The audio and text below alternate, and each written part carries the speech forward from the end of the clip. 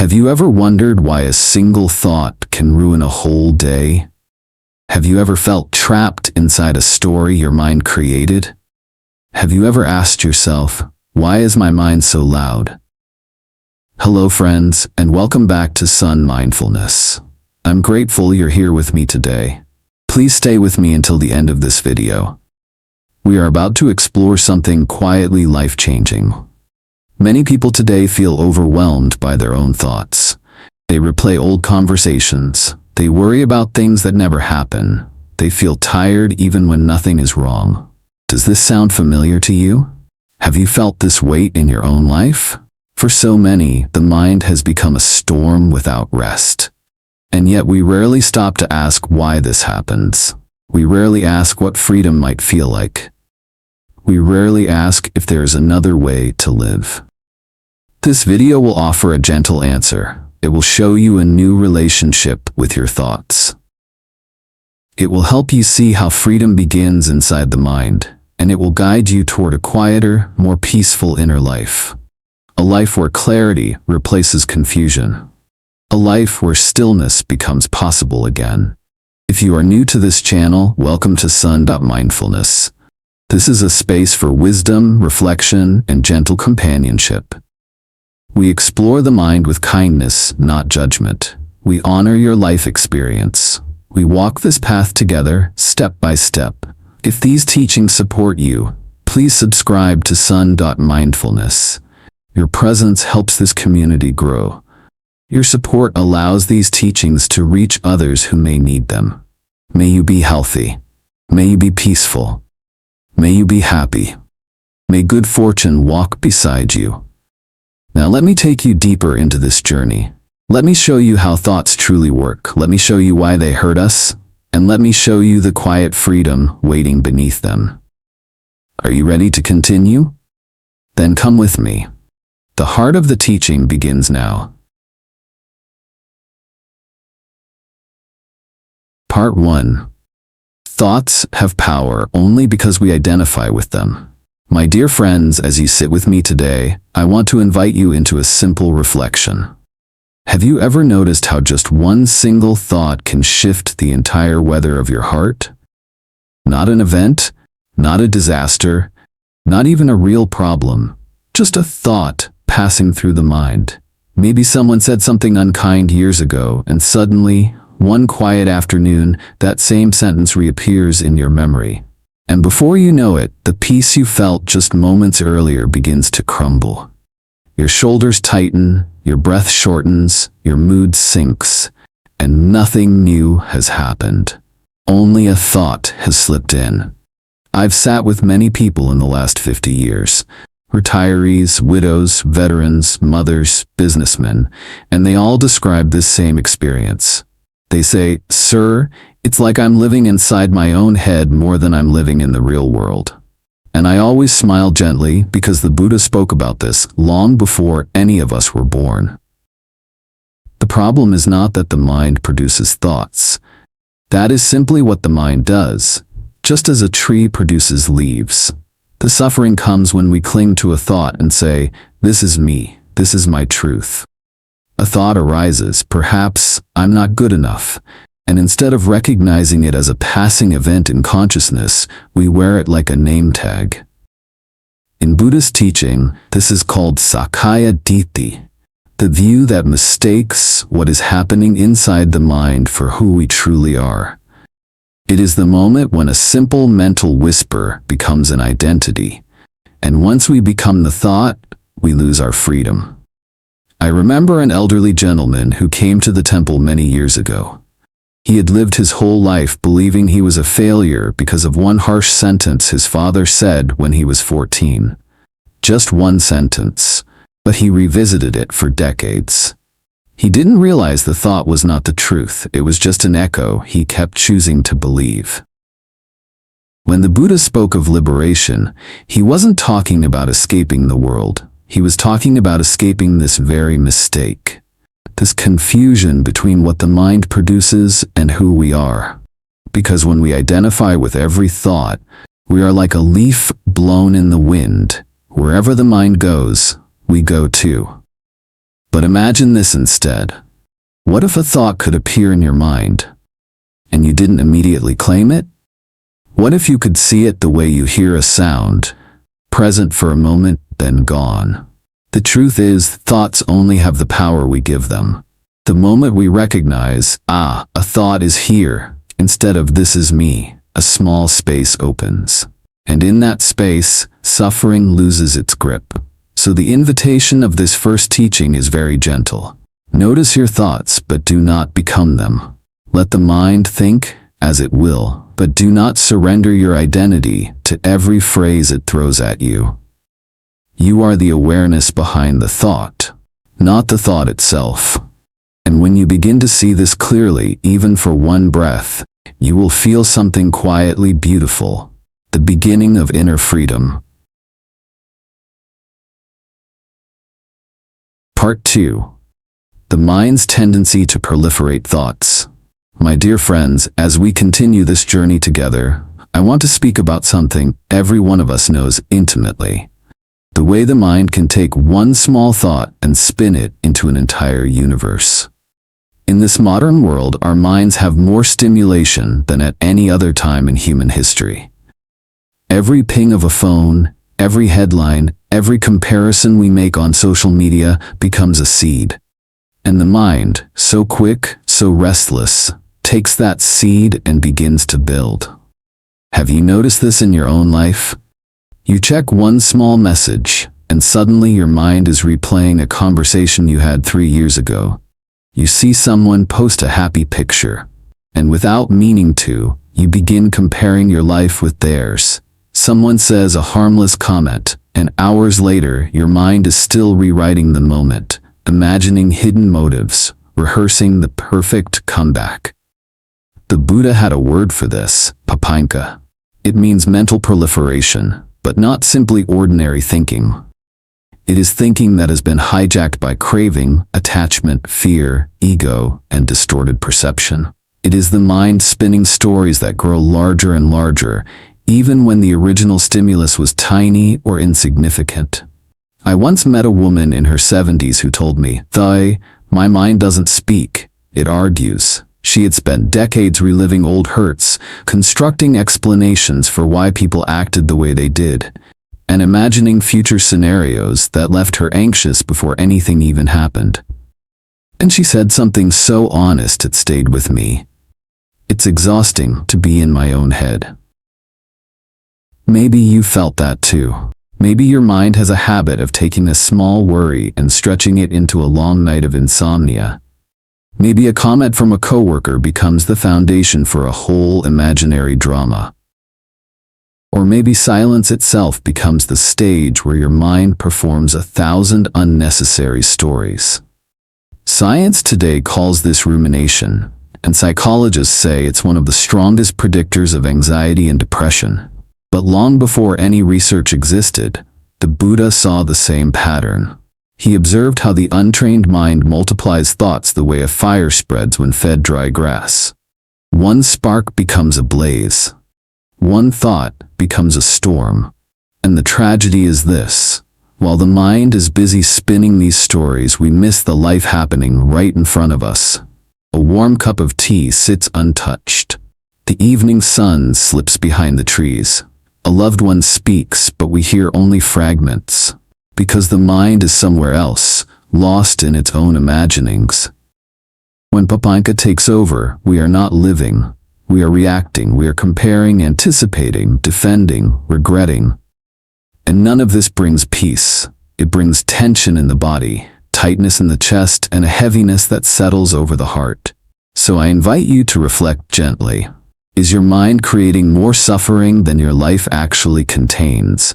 Are you battling realities that exist only in mental stories? Are you adding layers upon layers to a single simple moment? If so, you are not alone. This is the human condition. This is what every student, every elder, every seeker has told me for decades. But here is the hope.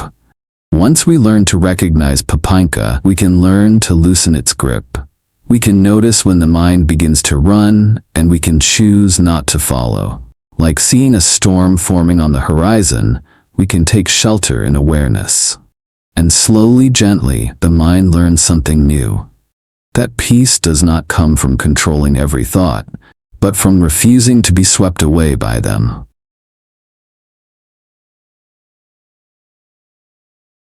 Part 3. The Cycle of Habitual Reaction. My dear friends, as we continue our reflection together, let us look more closely at how suffering actually forms inside us. Because it rarely happens all at once. It begins quietly, almost invisibly, like a small ripple in still water. A thought appears. Perhaps it's a memory, a worry, a judgment, a fear.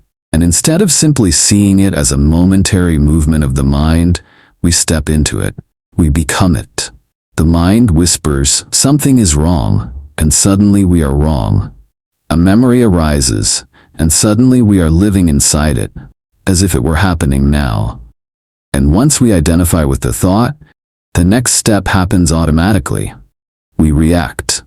We grasp at what we want. We push away what we fear. We tighten around what we don't understand.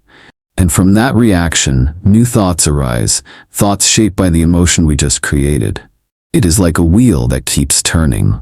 One moment feeds the next. A thought becomes an emotion becomes a story becomes another thought. Round and round it goes. The Buddha called this Pratītyasamutpāda, dependent origination.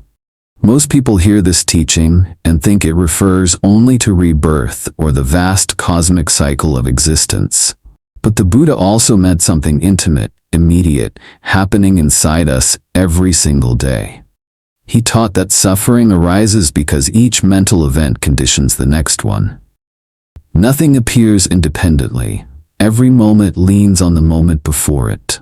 And so a single careless thought can blossom into a whole inner storm. I once spoke with a woman who told me that whenever she felt unappreciated, even by something small, her husband forgetting to say thank you, a friend replying late, her mind would explode into a chain reaction. First came the thought, they don't value me. Then the emotion, sadness, then a flood of memories of times she felt overlooked, and finally, anger. An entire world had formed from one brief moment of contact.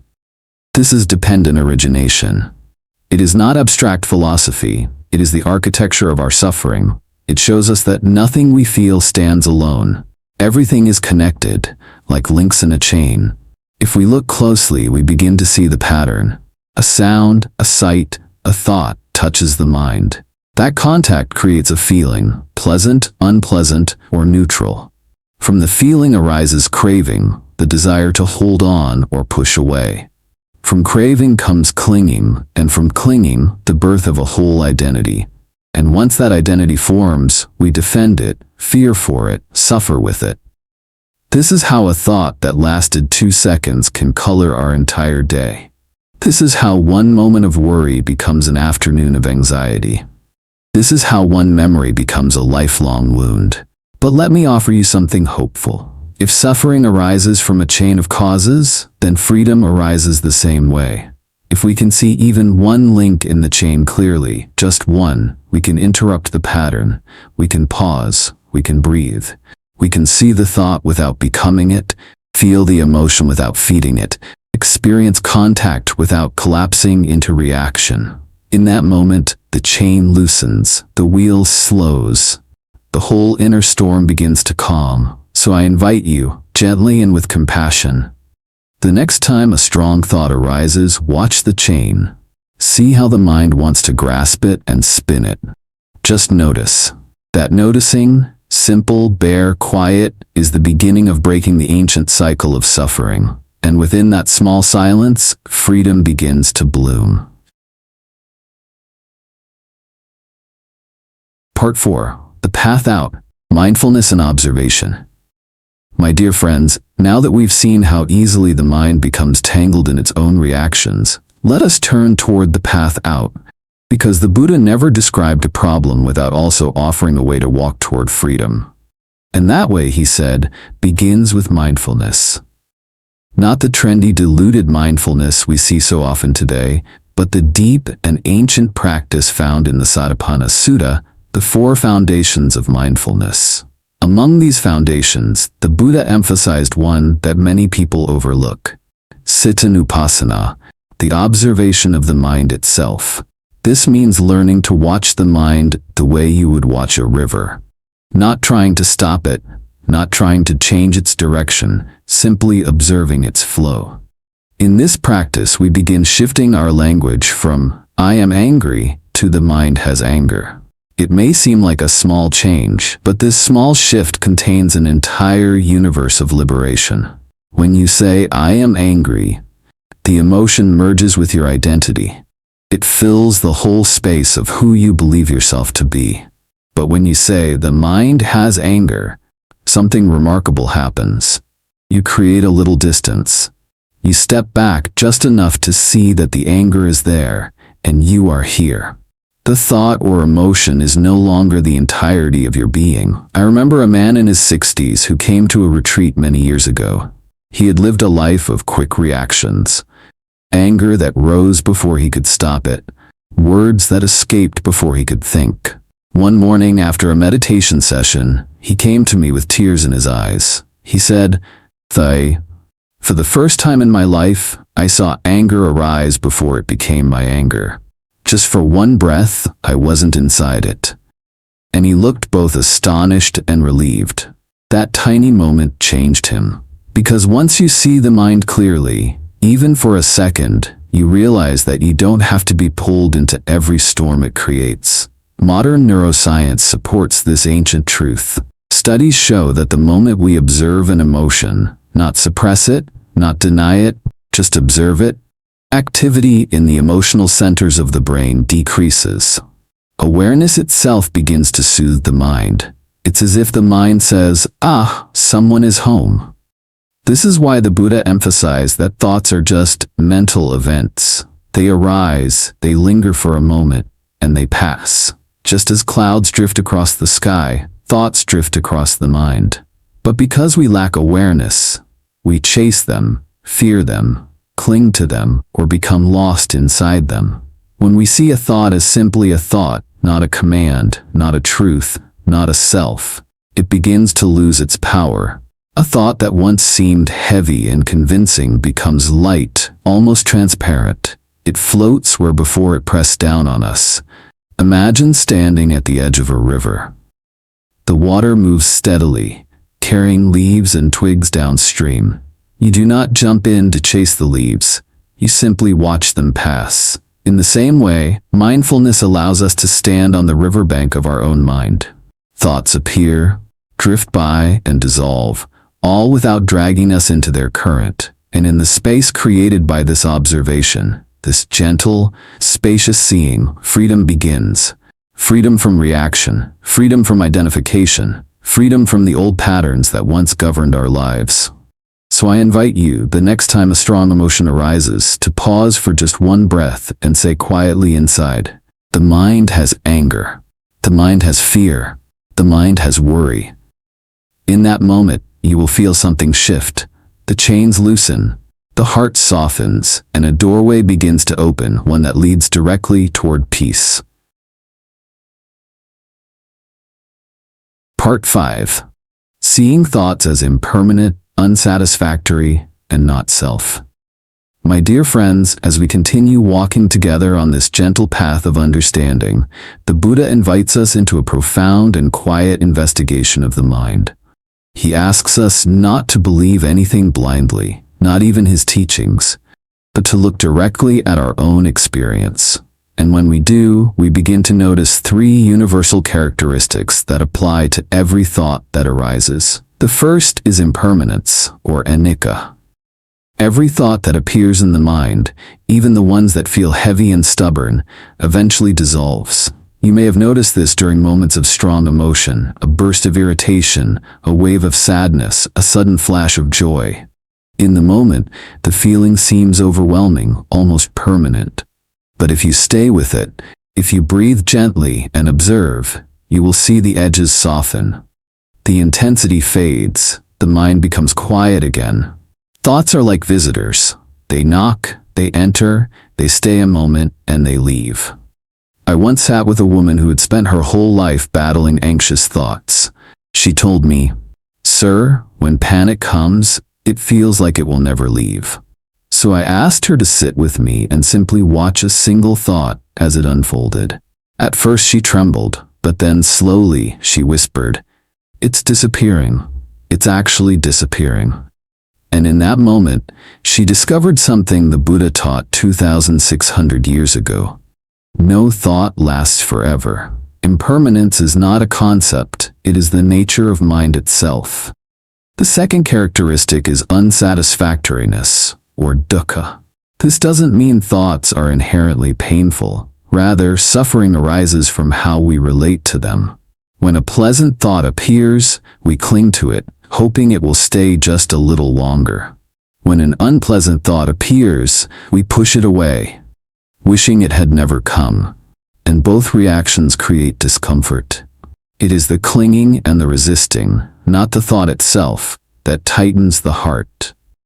Think about the last time you replayed a happy memory and felt a bittersweet ache because you wanted it back. Or the last time you kept telling yourself, "I shouldn't be feeling this," as if rejecting an emotion would somehow make it disappear. But the Buddha gently reminds us, trying to hold or fight a thought is like trying to hold or fight a wave. The more force we use, the more exhausted we become. And then we come to the third characteristic, perhaps the most transformative: non-self, or Anattā. This is the insight that there is no solid, permanent thinker behind the thoughts. Thoughts arise not because a little person inside our head is choosing them, but because conditions come together. Memories, sensations, past experiences, moods, the environment around us. Just as weather forms from shifting winds and temperatures, thoughts form from shifting mental conditions. Modern psychology echoes this ancient truth. The brain generates thoughts constantly, often without our intention or control. If you sit quietly for even a minute, you will notice that thoughts simply appear out of nowhere. You did not choose them. You did not design them. They just happened. I remember a retired engineer who came to meditation class after losing his wife. He told me, I keep thinking painful things because my mind won't stop punishing me." I asked him gently, "If your mind creates thoughts on its own, without your permission, why blame yourself for what arises?" He paused for a long moment, and then tears began to fall. He had lived decades believing his thoughts defined him. But in that moment, he realized, I am not the thoughts, they are simply passing through. This realization opens a vast inner space. When we see that thoughts are impermanent, we stop fearing them. When we see that clinging creates suffering, we loosen our grip. And when we see that thoughts are not self, we stop carrying them as burdens on our shoulders. So I invite you to gently explore this for yourself.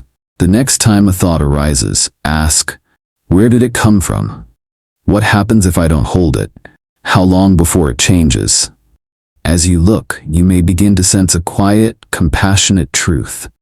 You are not the storm, you are the sky that holds it.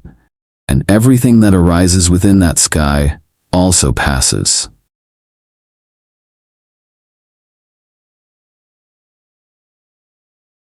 Part 6. Mindfulness is not passivity. The role of right thinking and wise effort. My dear friends, as we've explored the nature of thoughts and the freedom that comes from observing them, many people ask a very important question. If I'm supposed to just watch my thoughts, then what happens to the thoughts that actually matter? What about planning, problem solving, responsibilities, and the real work of daily life? It's a sincere question, and one I've heard many times over the years from people of all ages, especially older students who say, I can't just sit here and watch life pass by. I have things to do. And they're absolutely right. Mindfulness was never meant to turn us into silent statues or passive observers of our own existence. The Buddha himself did not teach an inactive or withdrawn life. In fact, within the Noble Eightfold Path, his essential roadmap for ending suffering, the second step is right intention. often called right thought. This alone tells us something important. If all thinking were a problem, the Buddha would never have placed right thinking at the very center of the path to liberation. Right intention has three qualities: the intention of letting go, the intention of goodwill, and the intention of harmlessness. Each one is active. Each one requires energy, clarity, and a willingness to shape the mind, not simply watch it drift. It is like tending a garden. You do not just sit and observe weeds, you remove them. You do not simply admire the good seeds, you water them. This is why the Buddha also taught the four right efforts, a powerful practical guide every one of us can use in daily life. To prevent unwholesome states from arising, to abandon unwholesome states that have arisen, to cultivate wholesome states not yet present, and to maintain wholesome states that have begun to grow. Notice how active this is. There is nothing passive in the Buddha's instruction. He is asking us to participate, to shape our inner world with care, attention, and compassion. I once spoke to a retired school teacher who felt guilty for thinking too much. She told me, "Thay, I thought Buddhism meant clearing the mind of everything." I smiled gently and said, if that were true, the Buddha would have been the quietest man in India. But he wasn't. He taught. He organized a community. He answered difficult questions. He navigated conflicts. He thought clearly and wisely, without being imprisoned by his thoughts. There is a profound difference between thinking consciously and reacting unconsciously. One brings peace, the other brings suffering. Mindfulness gives us the clarity to distinguish the two. We observe thoughts not to reject thinking, but to understand which thoughts deserve our attention and which do not. In daily life, this means, when a thought rooted in kindness, compassion, or wisdom arises, we nurture it. We let it guide our words, our decisions, our actions. But when a thought arises from fear, resentment, greed, or confusion, we don't push it away violently. We simply refuse to feed it. We let it fade, the way a flame dies without fuel. This is the heart of the practice. Not mindlessness, not passivity, but wise participation in our inner world. Think of thoughts like tools. A carpenter uses a hammer when needed, but he does not walk around gripping it day and night. In the same way, the wise person thinks when thinking is useful, and sets thought down when it is not. So I ask you gently, are you thinking your thoughts, or are your thoughts thinking you? Do you choose the direction of the mind, or does the mind drag you through old habits you no longer wish to carry? Mindfulness is the beginning, but right effort, right intention, and right thinking complete the path. They allow you not only to see clearly, but to live clearly. Not only to observe, but to act with wisdom. Not only to be free from suffering, but free for compassion, goodness, and a life lived with purpose. And this, my friends, is the kind of freedom the Buddha envisioned. A freedom that thinks when needed, rests when needed, and moves through the world with a mind that is both clear and beautifully alive.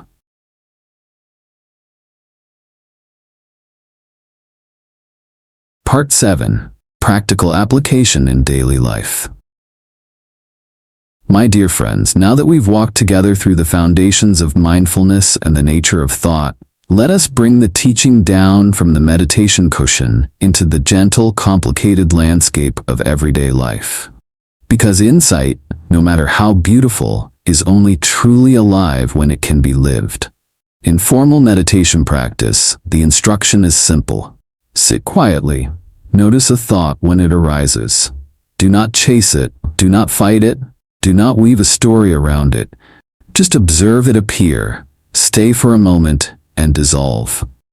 This quiet watching trains the mind to recognize experience without being swept away. It is like learning to stand on steady ground while the river of thought flows before you. But daily life, your kitchen, your family, your workplace, the conversations that tug at your heart, is where the real practice unfolds. It is here that mindfulness meets life, breath to breath, moment to moment. And it begins with a simple but powerful question. Is this thought wholesome or unwholesome? This question is not meant to judge the mind harshly. It is meant to bring clarity. A wholesome thought is one rooted in kindness, patience, honesty, compassion, generosity, or wisdom. An unwholesome thought is one born from fear, resentment, greed, delusion, or self-centeredness. Both kinds arise in all of us. The difference lies in how we respond. I once knew an elderly gentleman who would sit in his garden every morning. When worries arose about his health, his family, the future, he would whisper to himself, "Not helpful." And the moment he said it, he felt his mind loosen. He didn't suppress the thought, he simply refused to feed it. But when a thought of kindness appeared, perhaps wondering how to help his neighbor, he would pause and let that thought grow, like a seed receiving water. Over the years, this simple practice softened his heart and brightened his days. This is exactly what the Buddha meant by the four right efforts. Let go of what harms, cultivate what heals.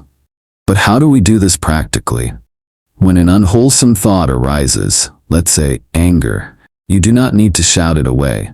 You do not need to pretend it's not there. You simply recognize it clearly. The mind has anger. And then you take the fuel away. You stop feeding the storyline, stop replaying the scene, stop tightening the grip, and like a flame losing air, the anger fades. Not because you forced it, but because you refuse to keep it alive. In contrast, when a wholesome thought arises, like the urge to help someone, to apologize, to listen, to act with integrity, you nurture it, you reflect on it, allow it to deepen, and when appropriate, you act on it. Because insight without action becomes a seed left on a shelf, but insight expressed through action becomes a living tree.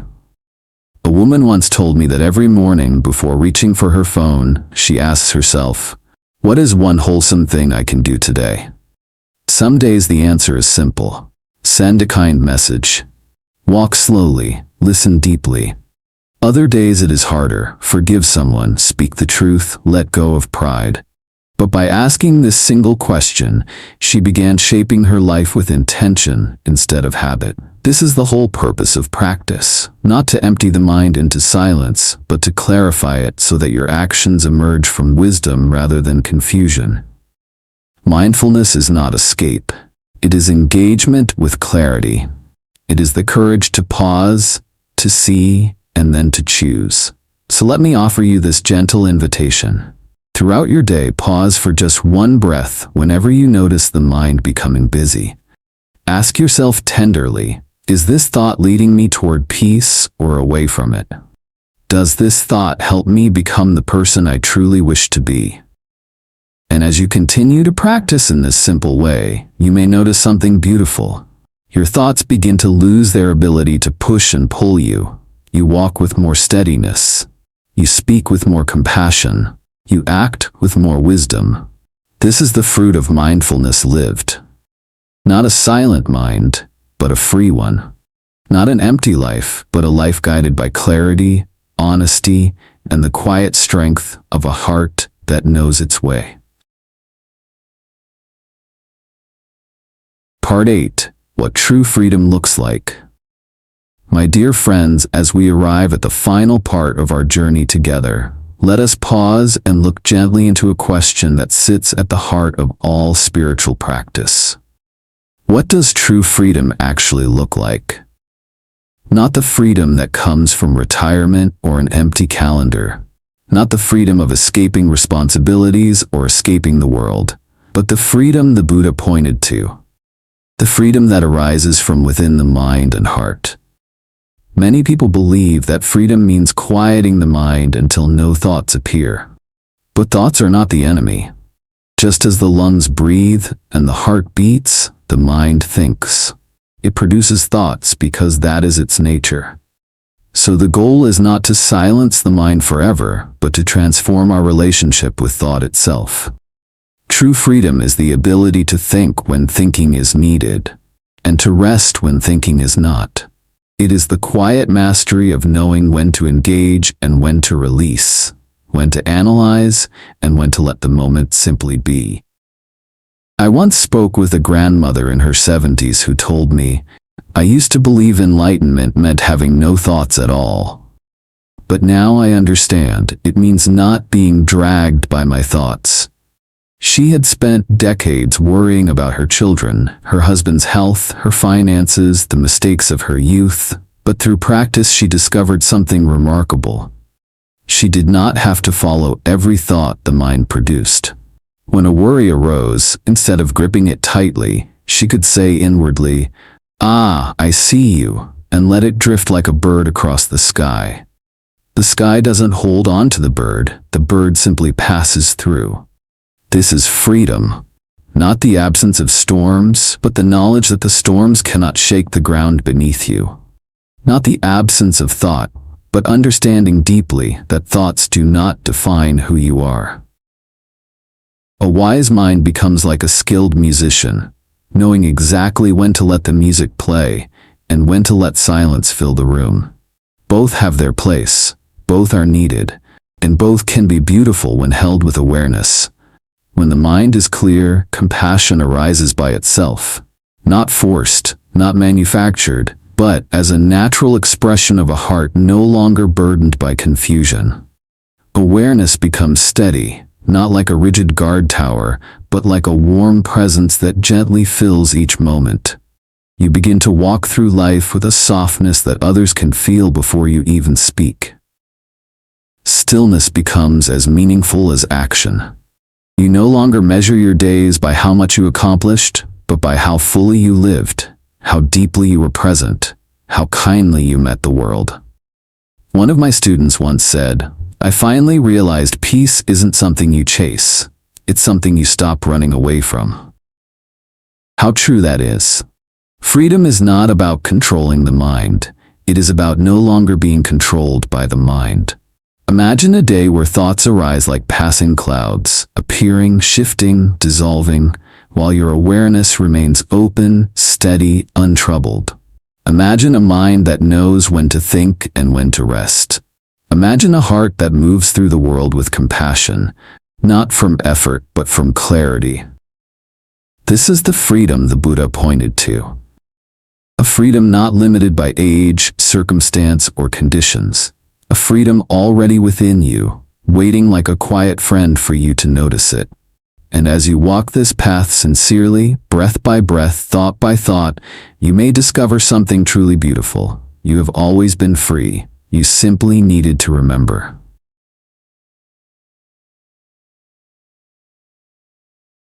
Conclusion. The journey back to your own mind. My dear friends, we have walked a long and gentle path together today. We explored how a single thought can shape our entire inner world. We learned that suffering begins when we mistake thoughts for truth.